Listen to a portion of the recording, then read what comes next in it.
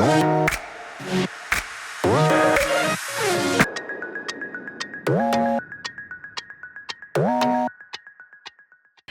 what's up creatures? It's Em and welcome back to my channel. If you're new to my channel, welcome. I'm Em. I'm a former zookeeper and I'm an animal educator. These days I like to make videos about how to help you to make better choices for your exotic pets. I also have a creature feature series where I pick an animal and tell you lots of animal facts about them, and I'm also coming out with a brand new series called Work on the Wild Side where I'll be helping you to find your perfect animal career. Today's video is not a sponsored video, but it would not have been possible without the immense generosity of Zen Habitats. Zen Habitats have provided me with these enclosures and, spoiler alert, they are absolutely fantastic. They're some of the largest, most affordable quality enclosures commercially available. The entire Zen Habitats team have been so lovely to get to know, and they really do care about seeing their customers' pets thrive in their enclosures.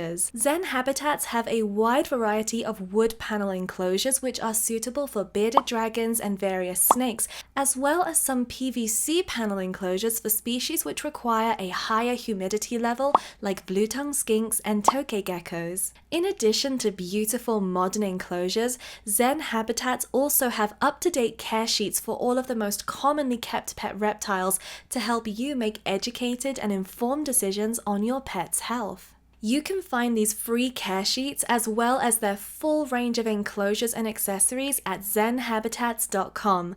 I will place a link in the description box below. Also, if you can, please feel free to show the Zen Habitats team some support on their Instagram at Zen Habitats, where they post daily content and share gorgeous pictures of enclosure inspiration. Thank you again so much to Zen Habitats for making this video possible. Let's get started with building these three enclosures. The first enclosure we're building is for my tokay gecko, Okitoke, and his new girlfriend, Vexus, who you'll see a little later on in this video.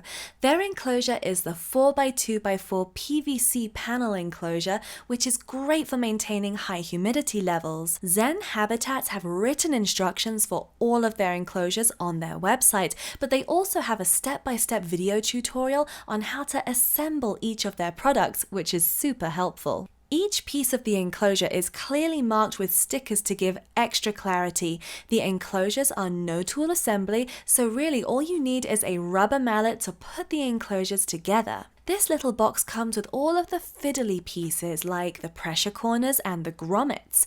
Zen Habitats actually provide you with two different grommets so that you can choose which one you want to use depending on the type of animal you'll be keeping within the enclosure and whether you need to use any sort of cables to thread through the enclosure. This large piece of galvanized steel is the enclosure top. It's very sturdy and its support beams double as places from which you can hang enclosure lights, heating, and decor. The assembly of this enclosure was super simple. Just be sure to follow the instructions and not jump ahead blindly because the enclosure will not be easy to take apart if you do end up getting to the end and realizing that you made a mistake. The enclosure is very, very sturdy. All of the perspex comes protected in paper, which is super satisfying to remove. Oh yeah, let's just take a moment for these weirdly satisfying shots.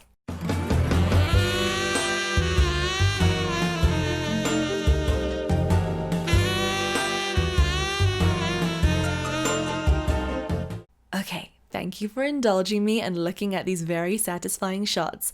Moving along. These rock backgrounds came from Universal Rocks and I love them. I think they really help to pull the enclosures and the decor together. I'll talk more about them a little later on, but if you're interested in learning more about Universal Rocks, check out the link in my description box below. Alright, both of the new Zen Habitats enclosures are now up and they're looking so good. Let me stand back and give you just the full effect of how these enclosures look in the corner over here, I'm going to give you a quick rundown of exactly what has gone into these enclosures. So starting at the very bottom here, we have the cabinet, which fits perfectly the footprint of the 4x2x2 enclosures. It has these two sliding doors on it, so they open up like this. Of course, you can also slide this one open, and on the inside you can stash your ferrets. So I guess the cabinet has become the ferret's new favorite hangout place. Can you guys come out, please? No, don't you get all sassy with me, young lady. What are you doing? Stop running into the cabinets. Stop. You're gonna injure yourself. You can't go in there. There's no more. Oh, you know what? Just go on then, if that's what you really want. Great. It's theirs now. Hello, Kiba. Are you coming to say hi? Oh no, we're just gonna try and sit in my lap. That's great. This video is never gonna get done, is it? Ever. So at the top we have a 4x2x2 wood panel enclosure. It's sitting on the deluxe stacking spacer, which helps to hide lights and other electrics. And then we have another identical 4x2x2 wood panel enclosure, and all of these are sitting on the 4x2x2 cabinet stand with sliding doors. Okay, it is the afternoon of the 7th of August, and I have just got Vex home. Now this is Vexus. She came to me from a friend of mine who actually works in a reptile store. Her name is Shelby. Vex is very dark, as you can see. She's not particularly happy with me right now. She's just been in a car and it's been a very, very warm day. Of course, it's Colorado in August. She was really great on the ride home. She didn't gape. She just seemed to be taking it all in her stride. Then as soon as I brought her into this room, she was like, I hate you and I hate everything. So I want to make sure that Okitoke is not going to be too hostile with her. I don't believe he will be hostile. He has been very good with having other females in his territory before. So I'm just going to keep her in this enclosure for a couple of hours, and so they can get used to each other's smells. And it's alright, sweetheart, I'm not gonna hurt you. And tonight, if everything seems safe, I will open the lid and let her come out at her leisure. Alright, so it's been a little while and I haven't seen Okitoke coming out to do any investigating, but I actually think I might just release her into the enclosure now to give her a chance to explore before the evening when he's really awake. So let's go ahead and do that.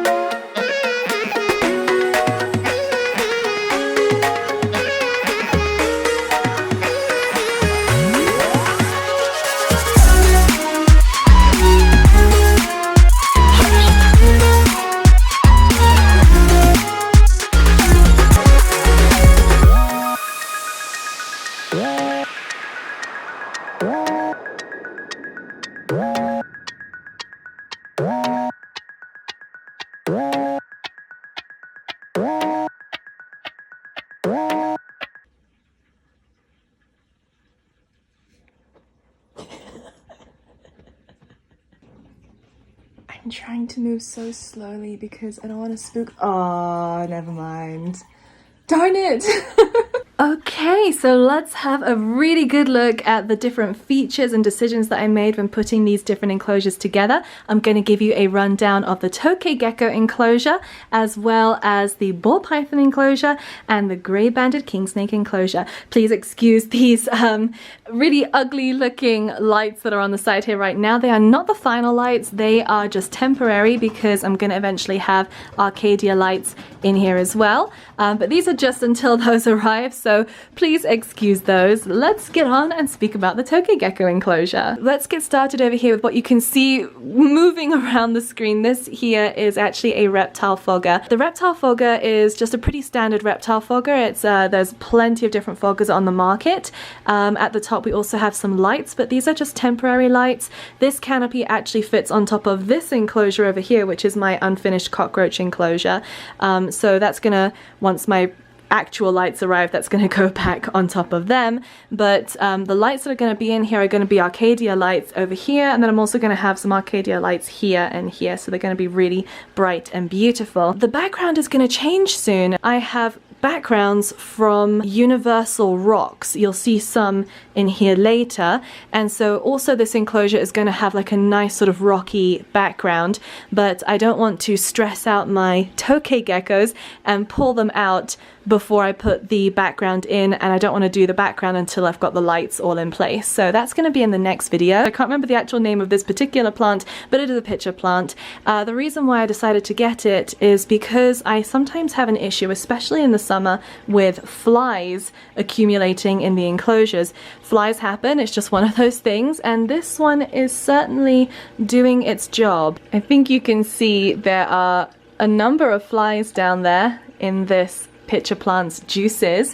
So I would not recommend this particular plant if you have really small, delicate geckos, which might be tempted to go and sit inside the pitcher plant. But my tokay geckos are certainly much too hefty to be in any kind of danger from this pitcher plant, so I thought it was a really good way to help keep the flies down. The reason why I decided to go with so many plants in here, even though this is not a bioactive setup, is to give my tokay geckos privacy. Now, my male tokay gecko, whose eyeball we can still see down there, he is the kind of tokay gecko who does stress quite easily, so he needs a lot of hiding spaces where he can look out at me but thinks that I can't see him, but I can see you. And Okitokay's new girlfriend Vexus likes to hide as well. She is a very shy kind of tokay gecko, and she's not as shy in the evenings, which is when she prefers to come out and hunt for her food.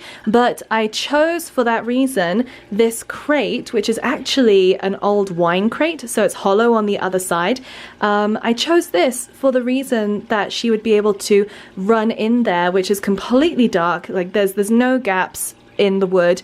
It's very dark in there, and she can just chill and not see anything anywhere. She can't see in front of her, she can't see out the sides because the sides are both boarded up as well, and that gives her a chance just to relax. And hey, if she ever chooses to lay any eggs, which would be very nice, then they could be laid in there. The enclosure itself is holding up so well when it comes to holding and retaining the humidity level. The humidity level was really important to me because Okitokay had a couple of bad sheds when I first moved to Colorado. Now, I was living in Jersey before, where it is pretty humid, and then you come to Colorado where there's basically no humidity whatsoever for a lot of the year. So I needed to get an enclosure which would be able to hold the humidity, which is in turn why I did choose to use the PVC as opposed to the wood panel enclosure, which is a lot more suitable for drier climates. Overall, this enclosure is doing so well. I'm really happy with it. The substrate that I'm using is actually just potting soil because I found that it is really great for the dubia, which escape and end up living in the soil. The dubia roaches are some of my favorite different sorts of invertebrates to feed to my tokay geckos. They also get superworms, and because again of the shortage, they have mealworms as well right now. So I'm feeding up these mealworms, just gut loading them on a couple of different things, and then they'll be placed into this feeding dish where the tokay geckos know they can get some yummy food.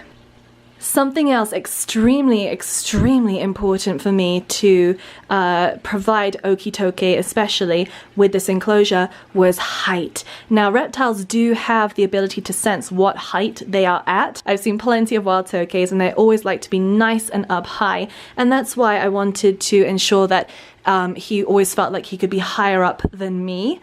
So this entire enclosure, this is the enclosure right here, is sitting on a 4x2x2 base. So here we go. I'm going to open it up. There's nothing too exciting in there right now. And actually, funny thing is I put it upside down, so it's constructed the correct way, but the Zen Habitats logo is down here instead of up here, and the top board that you see here is actually supposed to be on the floor, a lot like this enclosure over here, but I put it upside down by accident when I was moving this enclosure into its space, and Kiba has started to enjoy sleeping inside there, so I think I might just leave it upside down. I actually decided not to go with a bioactive, so if we go down here and have a look at the bottom of the enclosure, you can really see where the tokay geckos have enjoyed coming to the front of the enclosure and doing their business. Over here, these are actually urates that you can see on the inside,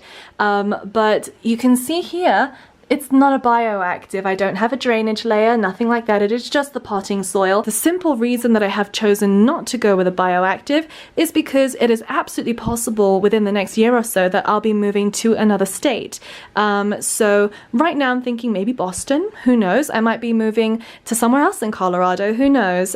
So my life's a bit like, ooh, all over the place at the moment. So I figured I'd keep things really simple and not plant my plants properly into the soil just in case it's time to bag them up and ship them out again. So right now it's purely because it is a much more simple decision not to have a bioactive for my tokay geckos. However, you can absolutely, in the large enough space as this is over here, you could certainly have a very successful bioactive in this enclosure. Next up, let's have a look at the grey-banded king snake enclosure. Alright, I am totally cheating on the lighting situation here. So full disclosure, this is not the final lighting. This is one of my filming lights just stuck into the stacking spacer right here. The other side of the stacking spacer actually has some of the heating that's going on in here. This is not final heating, this is a temporary solution.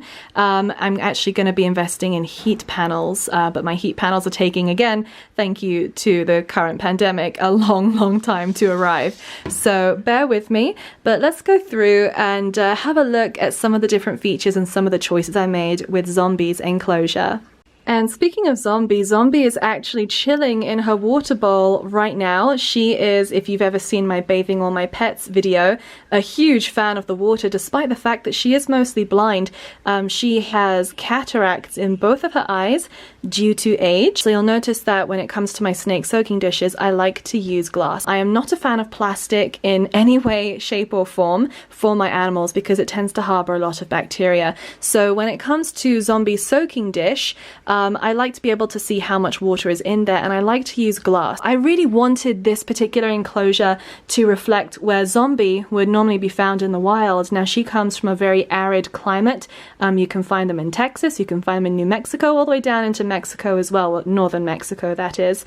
And they like rocky crevices, and I really think that this enclosure has been able to reflect what her natural environment would look like. This is her basking area. Over here it is very hot, and actually these slate tiles do hold the heat pretty well without getting hot like a heat rock. Now, heat rocks should never be used in any enclosure. They are, if you don't know what a heat rock is, they're an electrical rock that heats up and encourages your snakes to sit on them and bask and thermoregulate.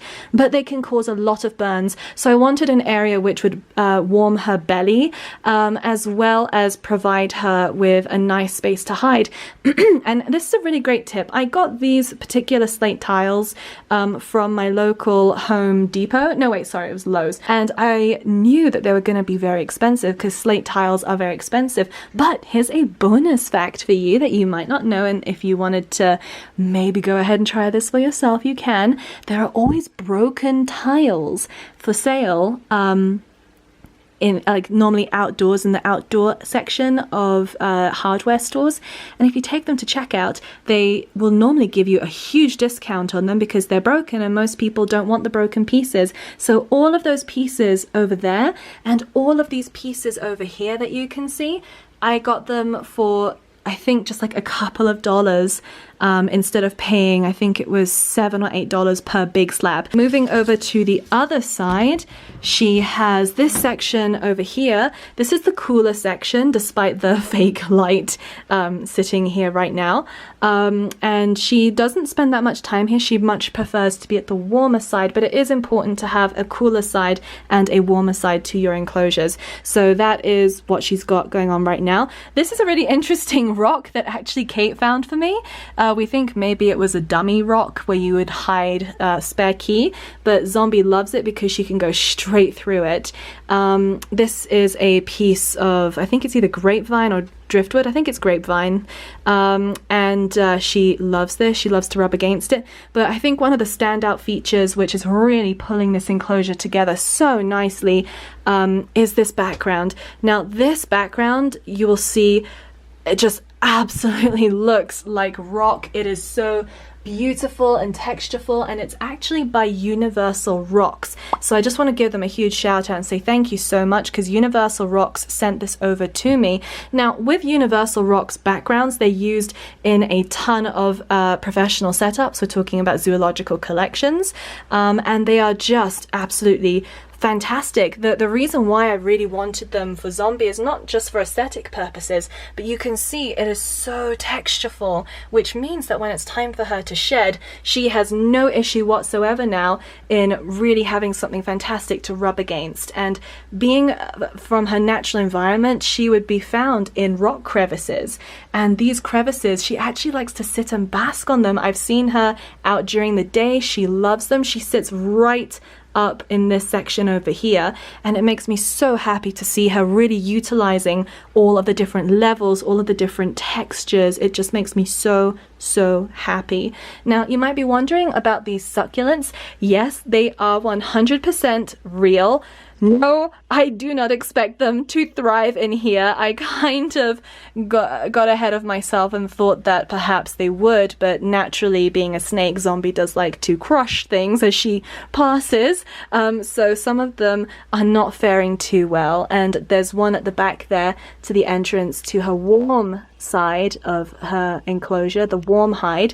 It is yellowing a little bit. The way that I've been watering them is with a pipette, just straight into the base of where they are. So I just get the pipette and just sort of stick it in the soil and give it some water. But overall, they seem to be holding up, and it's been about 2 weeks now, so fingers crossed they continue to do well.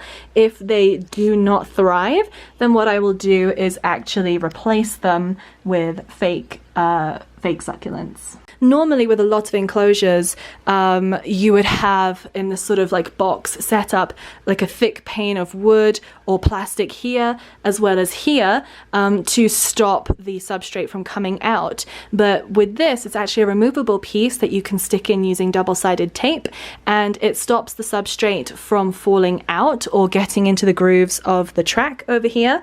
But it doesn't inhibit you from being able to fully see and appreciate everything going on inside the enclosure, which I just think is absolutely marvelous. So I cannot wait to give you an update on this enclosure once I've fully completed it. And I think what I'm missing is maybe some horizontal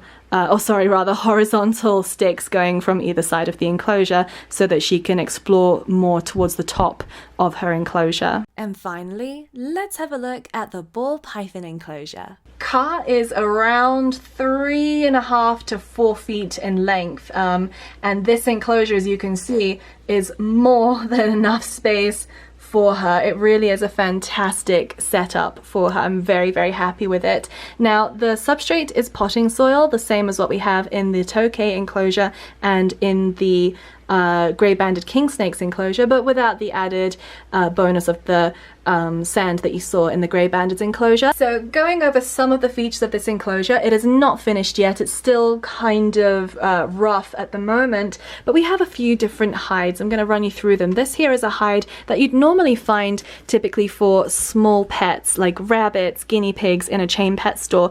I personally really like it for her. She has had something similar in England, and as you guys know, I did bring Car over with me from England because we've been together for almost 14 years place now and I wasn't going to leave her behind. So I knew that she likes this kind of a hide. I can't guarantee that your snakes will also like this hide. What I will say is they are not that easy to clean, so if you do have an issue with mites, they're probably not the best for you. There's also this hide over here, which actually Kate found in a thrift store, and I thought it was very cute, very aesthetic. I have not seen her use it yet, so clearly she's not the biggest fan of it, but there are many hours in the day that I am not down here, so it's absolutely possible that she does use it. Once again, we have another Universal Rocks background here, which is just fantastic because not only does it look beautiful and aesthetic, but it serves a purpose in that it's a great abrasive kind of surface for ball pythons and other snakes to rub against in order to help them with their sheds. So again, a huge shout out to Universal Rocks. I will link them in the description box below so you can go and check them out for yourselves. Again, we have another glass soaking dish. I actually could do with topping up the water a little bit, which is again another reason why I got these glass water bowls, is so that I can see very clearly where the water level is, because let's be honest, who hasn't been guilty every now and then of letting their water dish dry out? I know I have, and it's not always obvious when you're using something like a cat litter tray or a sort of plastic tub in order to let them soak. So I certainly, especially living in Colorado where it's so dry, wanted to make sure that I was able to give her adequate amounts of water. Are you going to come up for breath anytime soon? Hey, sausage? So yes, Car is doing great. She's just having a good soak. I'm so sorry, sweetheart. I want people to be able to see your face because you're so beautiful. I'll leave you alone now, but just chill, all right? So that's Car. She has her own living plant at the back here. You don't have to have live plants in a ball python enclosure. I wouldn't always recommend it, because with plants, ball pythons are very, very strong-bodied snakes and they can just destroy your plants, which has kind of happened to this sad-looking leaf over here. I think that it looks like she might have put some force against it here, but it's actually sitting in its pot that I bought it in, and there is a drainage tray at the bottom so it doesn't flood the entire enclosure. The enclosure is able to be misted even though it is a wood panel enclosure. It's not going to bend or bow, just as long as you're not like saturating it all the time, or like allowing puddles and puddles of water to stretch it out. That's really it for Car's enclosure. I'm very happy with it so far. It's nice and big. She does utilize a lot of the space in here, and I can't wait to give her the proper lighting so you can really appreciate her. The lighting will be able to be hooked onto this top mesh feature over here, as you can see, which I think is a real asset to the design team over at Zen Habitats. And of course, over on that side eventually there's going to be a heat panel, but right now she has under enclosure heating, which is not ideal really for her. I would like her to have a heat panel, but that is coming in due course. That will go over here with the lights going right the way across, and I will of course update you once that happens. But there you have it. That is Car and her enclosure. She loves it. She's obviously very happy to bask out here. She's very happy to soak herself, and she has been utilizing her enclosure beautifully. And that's it for today, guys. I hope that you enjoyed this video. If you enjoyed this video, please remember to give it a thumbs up and to share it with your friends. Thank you guys all so much for watching. I will see you in another video soon. Bye!